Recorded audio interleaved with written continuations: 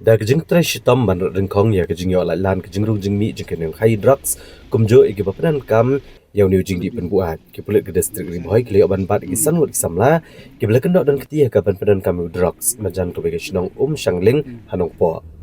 Kerkong kajing itu additional superintendent ki pulit ka distrik riboy uba Jason Mairom ngai itu bagi pulit ki leo ban bat igi sanwat ki samla bela kendok bapanan kam drugs kadi hadian kajing yo jing tip alor kayat ke yang jengki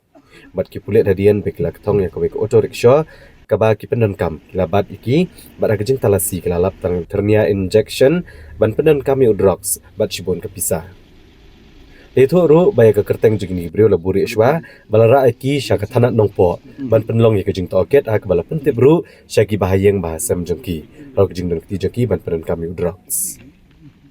Shosho ru ni uhe pulit leto benakal yang ketenat pulit hi kan yai trishtam banrat dengkong yu drugs na kan district kabri ru kerdap ka bakongsan bandrung ban mi shikne kejela ha ka bala maham ru gitu berhenti men kai drugs makin kiar na kan kam lem kumta kin ngat aga jing penishtam kat kumki kendon aiAmenin yo jengtip ba kandan ka jing pasang jing di thiet chongki jong drugs te mi yo ni jengtip nilap lap sirep ban kem ni kini ki beri pada mata te kumban re baje inginen yo ban ditin gi kena sangon gi kena lokal ni demi tin ki ila conduct research kemukaan demi sem yo apa ini illegal contraband lagi yo atau syringe ba peni ba ini kena ki degi ba use drugs use heroin apa ide bata kidi kena bilang kena kita ni ki early 20s ni te milara aki sipo tanat te apa kumta ni siam ni kena kita gi kena tradisional sini te milara aki mila pentip gi bahien mila khot gi bahien te mila ai counseling gi piwe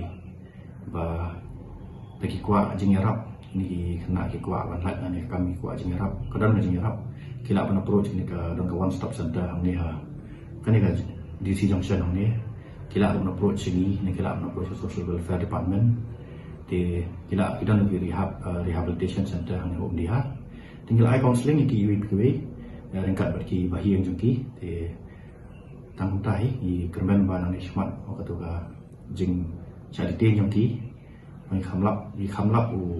heroin nak possession jengki tak bangilap ki tactician ki pen bagi penangkam tinggal ai counseling ni kermen ba Yasi kinsa wat ya kalat dan yo jing yarap in light no nak ni ga jing sneo. Tiba sekali rumi kuat macam orang ba kajing tri jongi banrat ingkong yo new jing sneo drugs kanang ya sekemat ngim sim na song plikti ban met step te kitu ki dan jengmot ban penjat yaki kena samla jongi dalam ba khai bi anyo ni yes shutip ba kemat jongi kedang haki happy bat pinum light nak ka keti jongka